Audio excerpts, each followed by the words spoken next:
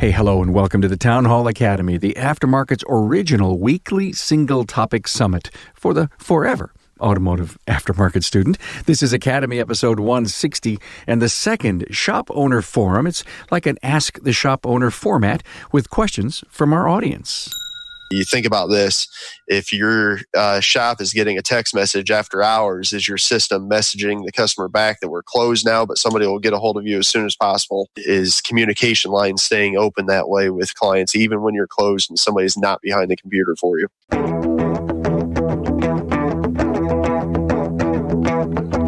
Welcome, automotive aftermarketers, to a Remarkable Results Radio Town Hall Academy. Listen to learn just one thing from today's episode on your journey to remarkable results.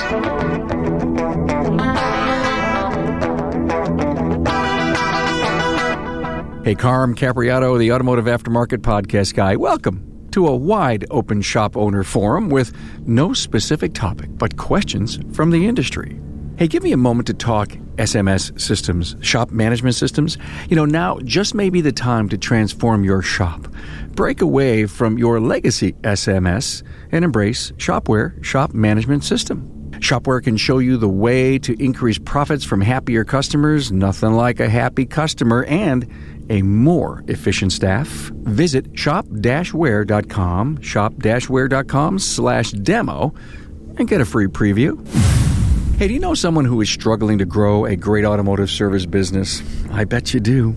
Please put them in touch with this podcast. Now, I know they'll thank you as they find a treasure of insights, ideas, and best practices that they can use to make some bold decisions in turning around their business. It's like their own private networking session. Send them to remarkableresults.biz/listen or just share this episode. Joining me in this special format, Shop Owner Forum Part 2, it's kind of like an Ask the Shop Owner, is Maryann Crocewas from Croce Transmissions in Norwalk, Connecticut, and smallbizvantage.com. Andy Bizub is here from Midwest Performance Cars, a multi-shop owner from Chicago, and Tony Tadich, TMT Complete Auto Service Center, a multi-shop owner from Bremen, Indiana. Find the key talking points, my guests' bios, and links to their previous episodes at remarkableresults.biz/A160. Yes, talking points. Everything that's important that our team talks about, they're written for you already on the show notes page. My team answered questions that included what were their sources for new customers, ARO growth, time hacks, loaner cars, adding a branch store, paying for technician training, and employee engagement, among others. Now, there's so much to learn in this episode, so much to learn on the podcasts, so find time to listen, no matter where you are, with free subscriptions on your mobile device. Go to my listen page on remarkableresults.biz website for links and instructions to get mobilized. Be sure you subscribe to the Town Hall Academy podcast so you never miss an episode.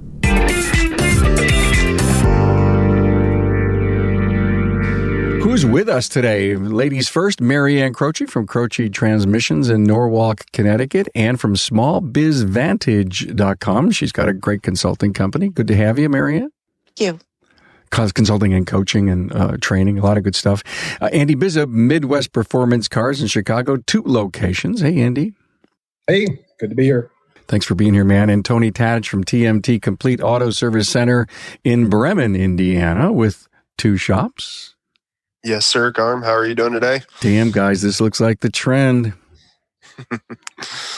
Add to the pleasure, right? Guys and lady, let me throw this first question out. We did get question at remarkableresults.biz. We did get some questions that came in through email, which for all of these shows that we do, it's easy to submit. Question at remarkableresults.biz. Here's my first question to all of you, and we'll see where this goes. Where are you getting new customers? What sourcing are you getting new customers, Maryann? We do a lot of different types of work in our shop. Our customer base is split up because we are a transmission shop. So that is our specialty. So we do have retail customers. We have customers that are small business owners like ourselves. They have small fleets. We also have and do work for general repair shops that don't do transmission work in-house. And we do work for dealerships as well. So getting new customers is kind of a big question. Most of it, I would say, is building relationships, really getting clear on building those relationships in all those different sectors. So getting out into the community. But when you break it down from a marketing perspective, we do advertising. We do, Google AdWords. We advertise. We go in and do a lot with social media. We're very involved in the community and local businesses. So we get our name out there quite a bit from different streams, different platforms. So there is paid and there is organic. And then I would say the relationships is huge, because once you start building those relationships within your community, people start referring you and talking about you. And that's how you build the trust. And once you build that trust, I find it easier to find new customers. Good answer. Thanks. I want to comment on something from the Zoom webinar chat. It's from Bambi Crozier. We get new clients from Facebook groups lately. And she goes on to say, this is growing our business wildly. We created our own Facebook group and are getting folks joining that. So there's another tactic, if you will. Tony, how about you?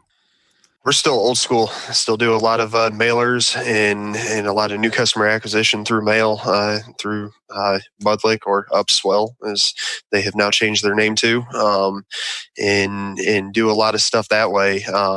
Still do some old school stuff like birthday mailers, new mover acquisitions, stuff like that. Do you track it? Yes, we do track it. We get them back and we track it in-house organically that way. Obviously, the relationship and everything that Maryann just talked about is huge. Also, you got to do something different, and you have to bring your tangibles out that make you different than the person next door to you to be able to build that relationship with that customer and get them to come back for the second, third, and fourth time. Excellent, Andy. How about you? So we do a lot of posting on Google My Business. Our Google search results, organic search results, are excellent for both shops, and it's been very easy to do. I've been able to cut all our pay-per-click advertising down to almost nothing, because Google is just a junkie for content. If you can have fresh content continually uploading into your Google My Business profile, they weigh very heavily on that for online ranking. We also do some direct mail. We support, we do a lot of European, and we're about 50% Porsche in our downtown facility. So we advertise in the local Porsche Club magazine. So I try to really sprinkle the infield, not concentrate a whole bunch of money in any one channel, because you're not necessarily going to reach people at the very time they need service. But if they can see you repeatedly wherever they're looking, or see you in more than one venue, so they see you online and they see you in a magazine and get a mailer, I think it's very reinforcing. And then when they see actual content, when my service writers, they'll email me 3 to 5 ROs per week with pictures and descriptions of the work that we're doing. And I'll just write up these little posts for Google My Business for both shops. It goes out automatically, 3 to 4 posts per week. It keeps the content loaded up there. I mean, there's the definition of organic right there. Yeah, right. We do something similar to that. Yeah, absolutely. And you're right. It is free. Tony, in the second shop, any specialty, or is it the same all makes, all models? Same all makes, all models, no specialty. Okay. Did you ever think that through? I did give some thought to that. However, I didn't want to niche myself in that market. That market is very, very close to Notre Dame University and is in a higher echelon area, a higher demo for our area as far as household income goes and everything. And I did not want to niche myself down that way. Andy, did you repeat the Porsche work at the second store? Yes. Yeah. So when our Google My Business posts, I will duplicate them for both shops, but then I'll have a booking link in that post, and one link will go to one shop, one link will go to the other. Okay. So if you get a Porsche at the second store, they're actually bringing it to the first for repairs. No, they both work on. They're both primarily European. The suburban shop does newer, usually 7 years and newer cars. The downtown shop we do all the way back into the 60s. So. Okay, got it.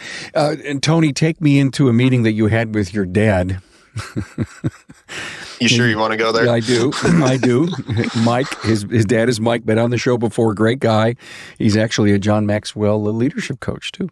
And you said, you got together and says, hey, let's do a second store. And you looked at each other and you say, but we got to get bigger. And so let's start growing. Did that happen at that meeting, or was it just, let's just put up a second store? No, we studied putting up a second store for almost 3 years. Of how we were going to do it, what our demographic was going to be, what our market was going to be. We drove around location hunting for probably a year. The location that we had first identified to buy, we were going to actually go look at and deal on and everything.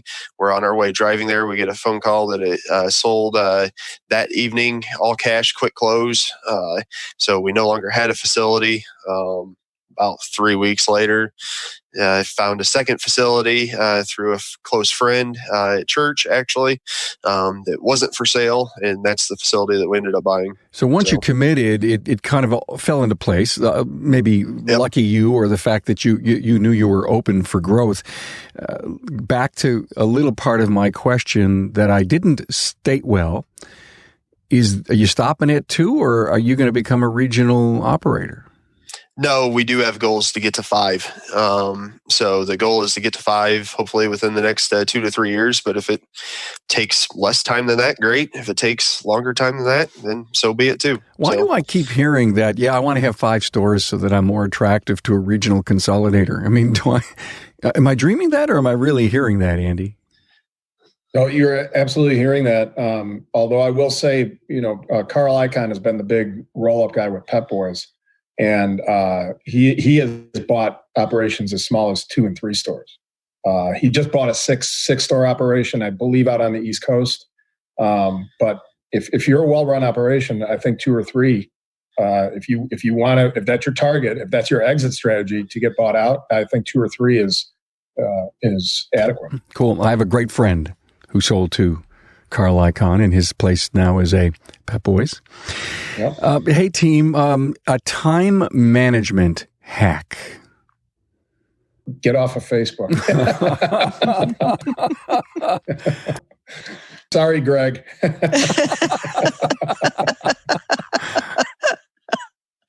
So a really good time management hack is for you to go into your calendar, because we all have our devices. So if you were to go into your calendar and you were to just open it up and look at your schedule, you will see where you're spending most of your time, what you're doing. It really is an eye opener. And what are the things that you should be focusing on? So instead of trying to manage time, I look at it more as managing my activities. So what are the things that I need to get done? And I started with the 2 businesses, because I'm not in the shop every day anymore. With the 2 businesses, I found it really helpful and much more productive instead of wearing that busy hat, because we hear everyone say, I'm so busy. I'm always so busy. But yeah, are you productive? At the end of the day, did you get everything done that you wanted to get done? So what I find is if you categorize things into kind of theme days, and Mondays is what I'm going to focus on. This is what I'm going to focus on. And I'm going to do these activities, and that becomes a habit. So if Monday is a day that you're going to focus on marketing, or you're going to focus on certain things with both of these gentlemen on one particular shop, that's your focus, and you'll find that you're managing those activities so much better. I work with clients on certain days, and that way I know it make the most of my time, and I'm able to get through my activities. Absolutely, manage your tasks. And this sounds really simple and really dumb, but at night I will send myself a text message and not open it. So I send it and get off the message screen right away of some tasks list I want to do tomorrow, so that in the morning, I can't avoid not seeing that list. And boy, if you can go in and just tackle that task list, all of a sudden you realize it's 11 o'clock in the morning. I whacked off 6 of these tasks. I got them done. I feel fantastic because I actually accomplished something today, and it's 11 in the morning. I have the bulk of the day still left. So and that absolutely, Maryann. Yeah. The key to that is you're actually planning your day the night before. That's right. Gold. I sit down and do that as well, and it saves a lot of time, a lot of interruptions that would typically happen maybe in the morning because you have focus now. Absolutely. I think of the Ed Milet strategy, which is condensing multiple work days into one. So everybody's got 24 hours in a day. If you can take and you can condense 1 4-hour brick of time into one work day and the next 4 hours of brick of time into another work day, and you can then accomplish multiple work days within one work day, I think that's the best way that I've found to accomplish a lot in a small period of time. I mean, I just think of the word compression. I mean, give me an idea how your strategy works. So a lot of times what I'll do is I'll say, okay, from 7 a.m. to 11, this is the brick that I'm going to task here. Then from 11 to 1, I'm going to work with service advisors. And then from 1 to 3, I'm going to work on store 2, and I'll have tasks for each one. I think the big thing for a lot of people too is also going back and crossing out what you actually accomplished, so you feel a sense of accomplishment once you actually complete something. Because if you don't feel completed, you're never going to really have closure moving on to the next block of time. I have to share something. I've told everybody I kind of went to get recharged. I went off the grid 95% of the time and went on a cruise, I think it's now a week and a half ago. And I come back full of energy, having been rested up. And I took my yellow pad, Tony, and I wrote down all these catch-up tasks, the things that I had to do. There's a lot going on in the world with me and podcasting and travel and panels and stuff. And I wrote them all down. And by the end of that day, there were like 20 items that I knew I had to do. It was crunch time. And I think I got 15 of them done. And so all I want to say is you don't have to take a vacation to really be a workhorse, but you have to have recharge time. And I think the weekends for us is what that needs to be. We need to figure out, like Greg says, go to Mulrooney's and have a bourbon and, just do something different and recharge, spend time with the family, the grandkids. We do throw ourselves in our business. Am I right? I mean, we throw ourselves in so deep that sometimes the time crunch and the energy crunch just comes because we aren't coming above water at all. Very much so. Yeah, it's good to remember that the business, this helped me even in the early days. The business should be part of our life, but it shouldn't be our whole life. Hey, Carm here, and I bet you think of your shop management system every day and wonder if it's time to make an important change. A change to a modern, efficient, and powerful system. Now, instead of thinking about your old system, I want you to consider Shopware, a comprehensive cloud-powered shop management system that gives your customers an end-to-end digital experience that will help you sell more services while making your customers happier. And who doesn't want happier customers? In a study of work orders written and shared on Shopware, sharing the digital work order with your customer generated a 12% increase in their likelihood to buy. Now, that translates to additional sales in your business. And with Shopware's proprietary Parts GP Optimizer, you can boost your parts margin with the click of a button and leave behind the pain of managing an old parts matrix. Put solid gross margin dollars back in your business because Shopware puts huge computing power into making you successful. Now it's time. Make the switch to Shopware. Get a free live demonstration at shop-ware.com and find out how you can make more money from happier customers. Tactics, everyone, for increasing average repair order. Just maybe 1 or 2 quickies. Any ideas, Tony? I always go back to the smalls. So how much is your team going in and talking about light bulbs, air filters, cabin filters? Are you guys checking everything properly on every single inspection as far as technicians go? Are you following the 300% rule? 100% inspected, 100% talked about and quoted, and then 100% talked to the client about. And then do you follow the 400% rule, which adds the percent of 100% of follow-up? I think a lot of the details and average repair orders are built up by $50, $60, $70 add-ons, not big jobs to be able to get your ARO up. How many times are you offering balancing with a tire rotation? How many times are you offering a lifetime version of an alignment? Or do you have lifetime versions of parts warranties and things like that, so on and so forth, that will increase ARO? You're really saying we have to be thorough and or complete in everything that we do. We cannot ignore the fact that our customers are relying on us to do a full, go back to the medical term, blood test on this car.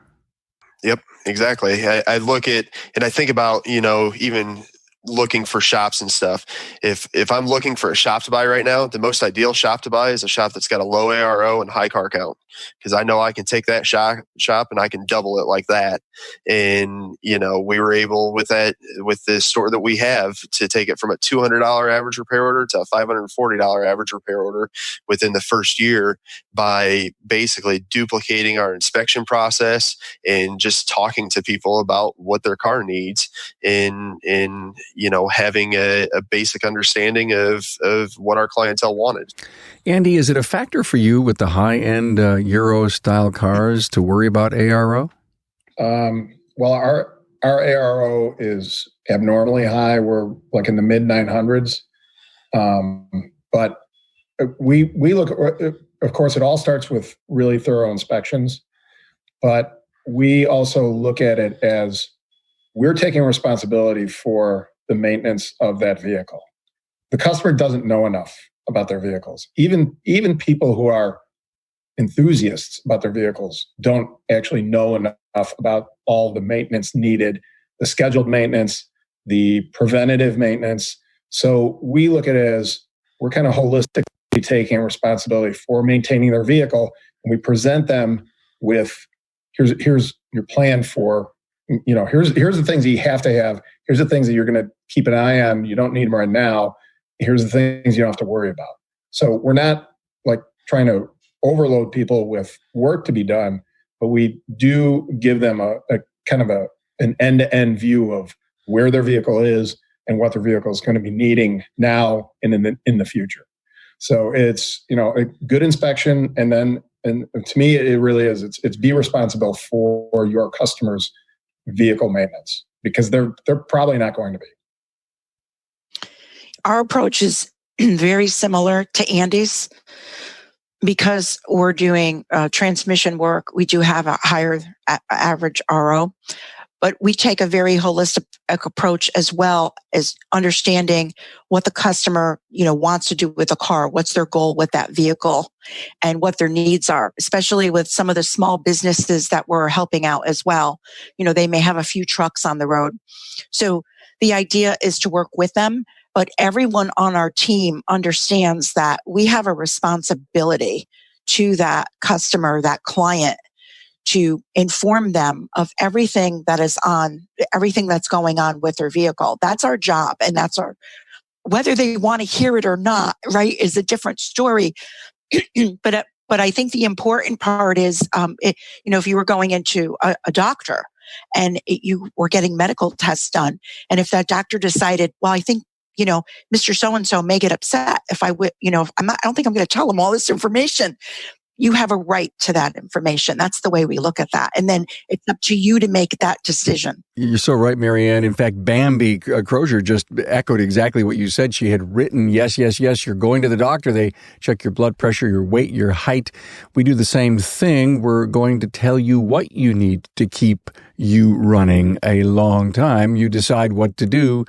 They have no clue. They expect us to tell them everything. So I'm doing an interview with Tom Palermo the other day, Tuesday. We're done with it, and we started to chat about stuff. And I couldn't help but getting into the doctor mode. I don't know why we seem to talk about the comparative to what we do to doctoring, and it seems like the doctors will say, hey, listen, if anything comes up, Maryann, just call me. Just let me know. Just call the staff. We'll call you back. We'll figure out if it's working and if it's not or anything. You got a pain here. And so we're chatting about that. And I said, how are we telling our customer that same story? And do we have the comments on our invoice? Do we have the sign up on the counter? Do we have the banner up on the wall that says, call us for anything, for any noise, for any concern you may have, for a bump in the night that your car thinks it made, and anything? What are you doing to communicate, to tell your customers that we are totally here for you? Now, think of the strategy behind that marketing concept. This is the place where you come. Okay, this is your home. This is your trust headquarters for your vehicle reliability. What are we doing at the end of that sale to say, as Mrs. Smith is walking out that door, don't forget, anything, you call us. Are we doing enough of that? I don't think you can never not do enough of that. So I think a lot of us are doing that with the fact that we now are able to be texted and emailed and call forwarding and all of that type of stuff. I know at our shops, we will a lot of times leave a loaner car out over the weekend at times to where the keys will be hidden somewhere to where a customer could pick up a loaner car over the weekend if they break down and somebody's not able to go to the shop and pick them up. I think we are in an industry that is a need it now industry. If somebody hears their brakes squeaking, rattling, making noise, no matter if we're open, closed, or not, we have to be open in some way, shape, or form to be able to help and assist that customer. And I think, you think about this.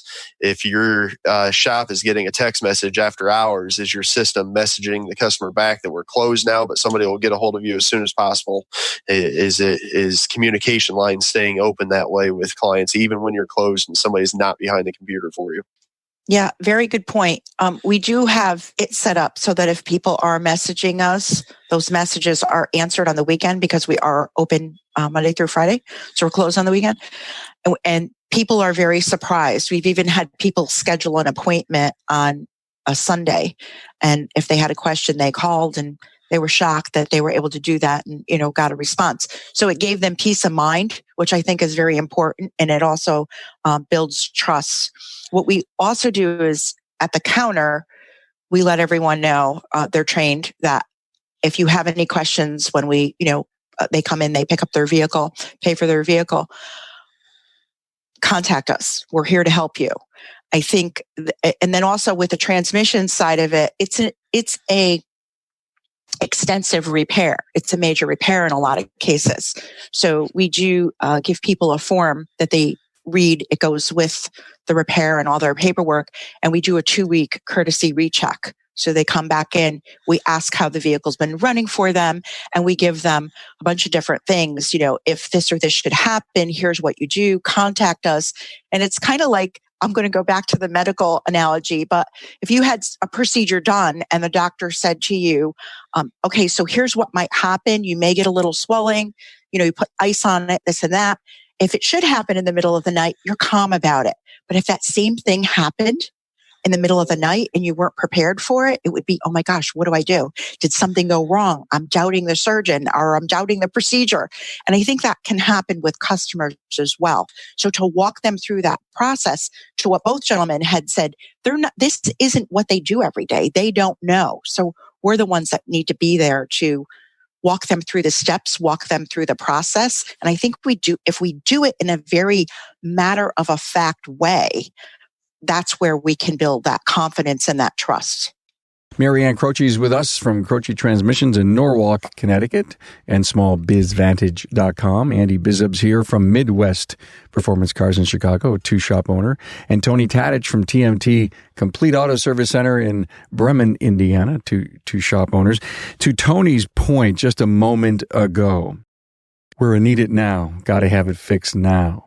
And if we don't have the relationship built, if we don't have the communication venues open, there's too many big box stores that people drive by that say, come here, we'll fix it now. So I think it's critical and extremely important to have that relationship with your customer. And let me ask you this question. Is it hard to build that level of relationship and two-way communication, Andy? You really have to have a crew that is very engaged and invested in just not in the business of the shop, but you got to realize the business of the shop is not the primary business of a shop is not fixing cars. It's what we do. But the primary business of a shop is having that relationship with your client.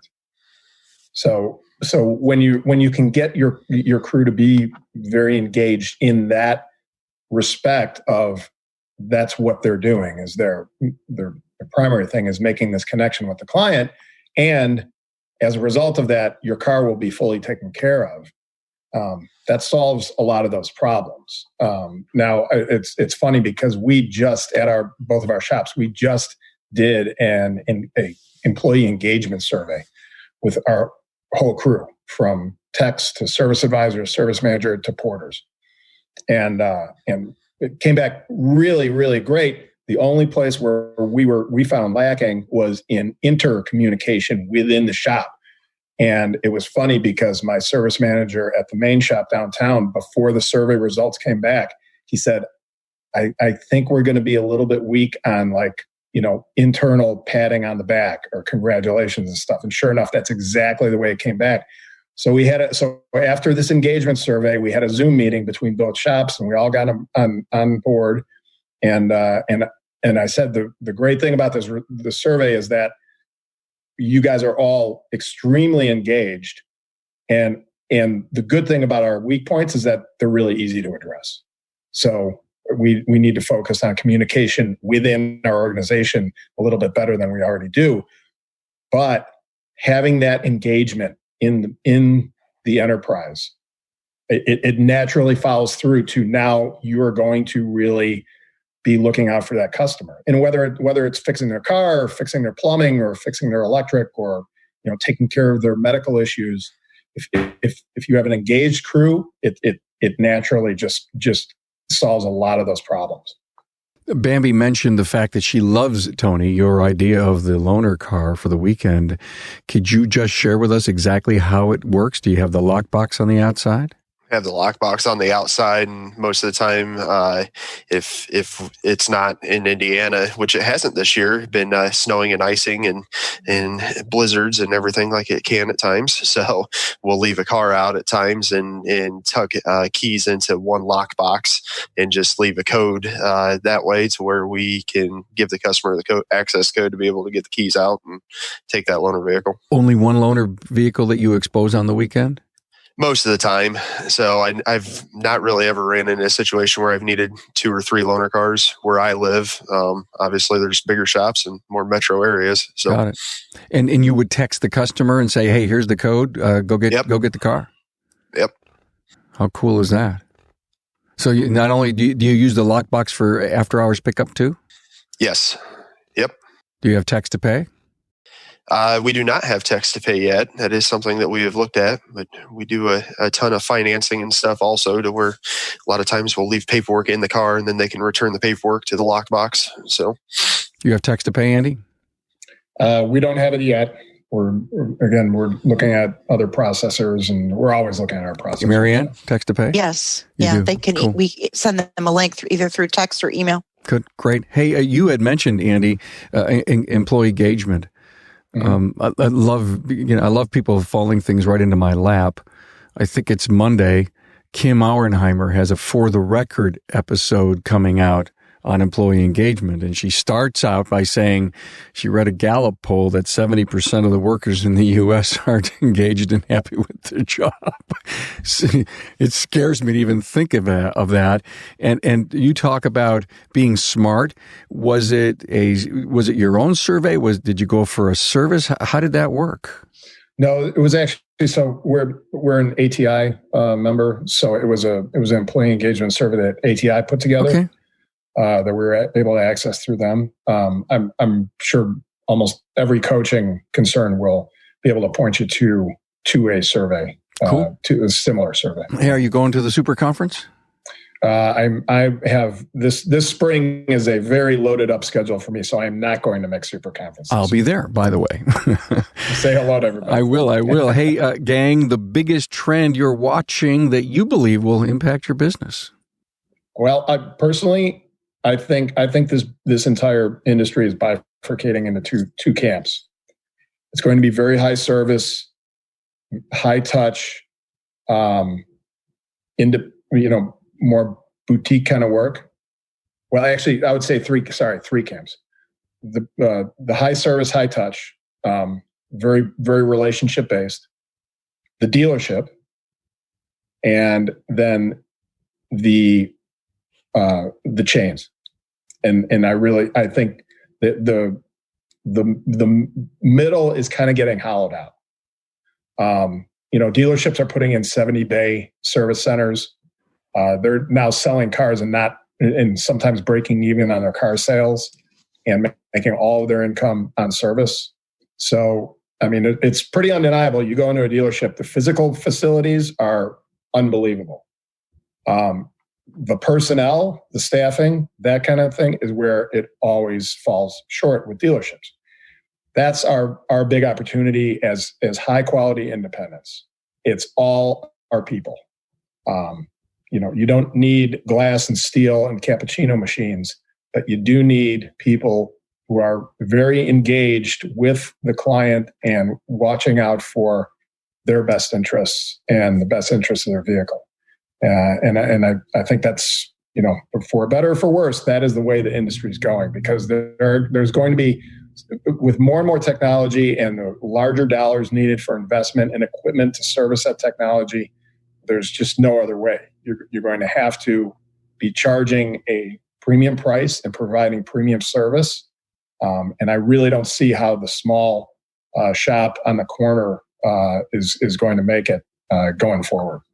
The shop on the corner is not going to make it, but yet you said we need to be a high-touch, high-service company, and that, to me, rings true with the neighborhood professional service center, and they may not be on the corner anymore, but they're still neighborly. Right. Maybe I probably phrased that wrong, the shop on the corner. I'm saying the shop that's not investing in moving forward. I'll give you an example. Just for example, the whole ADAS space with hundreds of thousands of dollars in equipment being needed to do ADAS work. Now, I personally do think that and a lot of the high-end trainers, we've had discussions with this, that I think this is a transition period where 3 to 5 years from now, you're going to see the cars with lane sensing and adaptive cruise control are going to be able to calibrate themselves. Yeah. They will go to a point where you're not going to need this gigantic piece of equipment. But the scan tools, the diagnostic equipment, this kind of stuff, these are going to be major investments. And in the smaller shops that aren't looking to grow and aren't pushing forward into making those necessary investments, I just don't know what cars are going to be left 10 years from now that they're going to be able to service end to end. I'm not an expert on ADAS, yet I've been to a calibration seminar. I actually played around with it with a Toyota. We've had shows on ADAS, the business side of ADAS. We've done a lot of stuff, and we're not shying away from the discussion. And I agree with you on the self-calibration, but you're still going to have the right environment to set up all the targets to be sure that this thing can self-calibrate itself. And you're still going to have some investment if you want to be an ADAS calibration shop, because I don't believe you're going to set a car over on the side of the road, press a button, and have it calibrate itself, because it's not going to know what to calibrate to, from, or with. And so, and I may not know what I'm talking about, but yeah, I don't think we should be shying away from learning what ADAS is, even though I may not be a calibration shop. Tony, I don't know if you are or you're not, but have you been to an ADAS class, Tony? I've not done much with that. I've done some studying and some reading on that. And unlike a lot of shop owners, I don't come from the technician side. So I rely on my people and my shop foremans and that type of stuff to really do that type of stuff for me and everything. And I challenge a lot of people to do that are shop owners, to really think how would you run your shop if you were never a technician? And it's a question a lot of people should ask themselves at different times, because I think you would end up running things in a little bit different perspective in a lot of cases. Yeah. Well, are you the visionary of the business, Tony? No, my father's the visionary. I'm the integrator. Okay, perfect. Okay, well then he should be here. I should be asking him that ADES question, right? Do me a favor, ask him and then email me. But I love what you said, Andy, about high service dealerships and change as you segmented the industry, as you see this as a trend. Tony, a trend that you see. I see the technological side being a trend, yes. So that's part of the reason why we've already gone to 2 shops and why we're looking to go to 3 shops, because I envision needing to buy ADAS equipment and stuff like that. And I envision a one shop facility not being able to afford a lot of that type of stuff, but I can afford it if I have 3 shops and I buy it and have it at one location and I shuffle things to and from, and I can share equipment. I've already ran into that a lot with equipment breakdown and stuff like that, to where I can take equipment and share it to my other shop or vice versa. And it creates a lot of benefits that way.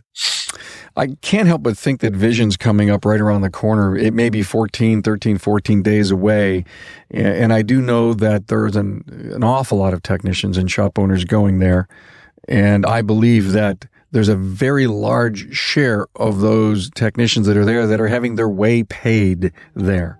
Their hotel, their air, their gas, whatever, they're being paid. What's going on with all 3 of your shops as far as the investment that you're making with your technicians? So I require my guys to do 40 hours of continuing education every single year. That's front staff, back staff, porter. I really don't care what position you're in. We pay that out in a one-time payment the week before Thanksgiving, actually, at our Thanksgiving dinner. So as long as you make your 40 hours, you get your payment. If you don't make your 40 hours, you don't get your pay, and you can possibly lose your job. Is that a bonus based on the number of hours? Yep. Okay, so, perfect. It's like Bill Hill has. Bill Hill has it, doesn't he? Yeah, I stole it from Bill Hill. So thank you, Bill. So, but we do a 50% of your base rate for like a flat rate technician. So if you're a $30 an hour guy, you're going to get a $15 an hour training bonus for however many hours you go. There's no cap on it. So, but are you paying for the training, Tony? I'm paying for the training also. So I have one gentleman that for 4 years now has gone to a lab scope school that is close in proximity to us. He drives 2 nights a month for about 8 months of the year to a town called Fort Wayne that's about an hour and 30 minutes away. Does a 4-hour training class, drives home, and he's done that school for the last 4 years. And he took home an $1,100 training bonus, and I paid for the $3,000 school. So. Real quick, because there's a question coming in. Andy, you paying for training? Yes. Pay for travel, yes, we lodging, pay for training. Training and lodging. Absolutely fabulous. In fact, we're going to do a Town Hall Academy in 2 weeks from Vision. This is our topic, but the topic is going to be about how can we pay for that training, because there's a lot of shop owners out there that says, I can't afford that. I can't afford a business coach. I can't afford to pay for training. And we're going to dig into some of the tactics as to how it can be done. Thank you so much to Greg Buckley, who's been out there on Facebook, and he writes, can a shop stay small, focused on 1 or 2 makes models if they are totally dedicated to the specific vehicle technology? He says, here at Buckley's, we're now having collision centers utilize our Hawkeye, and we're actually doing the repairs. This is a Caliber Collision Center, and they are a huge aggregator, and they're big and consolidator. They have no help, and they have big volume, and that's what investing is all about, by quality and the market we respond to. And so Greg's question basically is, can a shop stay small, focused on a couple of makes and models, and be dedicated to the specific vehicle tech? I can't help, Andy, but think that you have such an advantage with the knowledge base that you have on these specific models. I mean, if anyone would say, who's the go-to guy for European in Chicago, I'm sure somewhere in the Google search you come up. And you're so good at it that price doesn't matter. I mean, there's a lot of things that don't matter to those customers. They just say, here's the keys, fix it. Well, the really interesting thing, my business coach was actually recently quoted in a Ratchet and Wrench magazine article, and this was just a brilliant line, a thought that he had. He said, the dealerships around you all want to raise their labor rates, and they can't do it because you're not raising yours. I mean, wait a minute. You missed that meeting. You better do something. Yeah, I can't. I'm in these Facebook groups, and these discussions are continuing to go on about how can I raise my labor rate from $119? And it's like, guys, we have to pay these technicians. If you're not going to do it for yourself, and you're not going to do it for your family, do it for your staff and their family, so that they can live a dignified life, and you can pay them, compensate them adequately, because we are in full employment in this country. You have to pay people what they're worth. And everybody has to realize, but nobody has a problem when the plumber comes over and says it's going to be $550 to reinstall a new toilet. You say, when can you get it done? Right? We have to put the value on what we are doing and charge appropriately. And I understand that different regions are different. It's very variable. Hey, I am operating in one of the worst business environment states in the country. The only place worse than Illinois are California and New York. Okay? But I am not, I can't shortchange my staff because Illinois doesn't know how to run their state. And the cost of living and taxes are so high. We have to right size our shops for the environment we're in, and we have to charge appropriately for the services we're delivering. Yeah, Maryann, it seems like it's what Andy said, is that I don't know how to raise my labor rate, and it's like if I can't raise my labor rate, I can't even fathom doing it. I obviously don't value my investment, my people, my company, my training, and it doesn't seem like. Okay, you want that for free? Sure, yeah, go ahead. Yeah, I think to Andy's point, I agree with everything that he said. And I see it as well in the Facebook groups. People really struggle with it. And when we talk on this type of forum here, we're being very logical and everything makes a lot of sense, right? Why aren't people doing it? Because it's not a logical decision when they're struggling with it. It's an emotional decision. And when we feel and we're coming from a place of emotion, we're not thinking logically, although it makes sense in theory. So a lot of times there's, money mindset is a huge thing for people. It's really huge. So, if people are thinking, well, this is really difficult, I would have a hard time when I was younger paying this, or I could relate, or, money was always an issue. They're leading with their heart, but they're not thinking, how am I going to make this business sustainable? How am I going to survive? And not only survive, but thrive. So there are a lot of money mindset issues. And I think that's why a lot of times the tactics, which are all very well intended and will work, they're good. But I think a lot of times that's why they fall flat. And a lot of people have a hard time implementing them because it really goes back to the mindset. Thank you for bringing up that whole labor rate thing, Andy. It is something that's so important. We've had a great, we're 48 minutes in. It's been great. A lot of great comments, and let me just read one from Jim Hayes. Totally agree. We have to market away from the commodity-minded clients and get what it takes to create margins necessary to grow and stay concurrently. Full employment means we need to compensate completely and provide benefit packages that set us apart from the next door neighbor. Episode 510, by the way, Andy, was a panel I moderated in Chicago this past September at ASA Illinois member meeting, and we had 5 different episodes that came out all from that panel discussion. We had an unbelievable panel, and episode 510 was about technician pay. And, we can talk about, the $100,000, if you will, grossed up paycheck and how, and all of the elements that make that level of compensation, because yes, there is no doubt that as fast as technology is moving, we need to be able to compensate that talent that's going to be able to work on it. And it's not necessarily, the cash payment. It's everything that includes the package, the culture, the benefit program, the shoe allowance, the PTO, the time off, the health care. And golly, somebody told me just the other day that he lost one of his long-term people to go to a place that had a pension, even though he had a 401k. He didn't talk enough about the word 401k and the value of it to his person, and he left because he was going to get a pension. Good golly. So, maybe shame on us for not communicating that level of benefits that we provide. Anyway, we lost Tony Tadich. Thank you for being here, Tony. TMT Auto Care, Andy Bizub from Midwest Performance Cars Chicago, and Maryann Crocewas from Crocewas Transmissions in Norwalk, Connecticut. Thanks for the people hanging out with us on Zoom, and for Greg Buckley to do all of the Facebook communique back with us.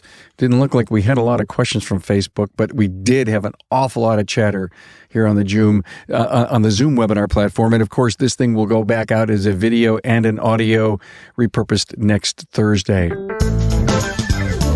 Thanks for being on board to listen and learn from the premier automotive aftermarket podcast. Until next time.